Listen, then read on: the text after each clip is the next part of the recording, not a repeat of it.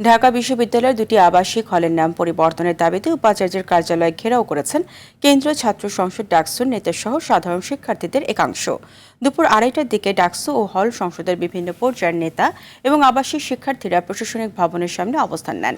সেখানে ডাকসুর ভিপি সাদিক কায়েম বলেন, শেখ মুজিবুর রহমান হলের নাম পরিবর্তন করে শহীদ ওসমান হাদি হল এবং বঙ্গমাতা শেখ ফজিলাতুন্নেসা মুজিব হলের নাম বদলে বীর প্রতীক ক্যাপ্টেন সেতারা বেগম করার প্রস্তাব দিয়েছি।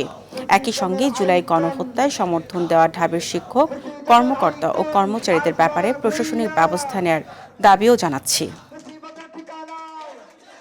ফেসিবাদের আইকনদের নামে ক্যাম্পাসে 5টি স্থাপনা আছে। প্রত্যেক স্থাপনার নাম পরিবর্তন করতে হবে।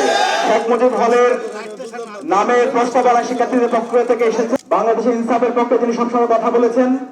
আমাদের সকলের প্রিয় শহীদ ওসমান হাদি। ফেসিবাদের দোষর যে সমস্ত শিক্ষকরা আছে তাদেরকে প্রশাসনিক সর্বোচ্চ ব্যবস্থা নেওয়ার জন্য আজকে আমরা আমাদের আবেদন দিচ্ছি।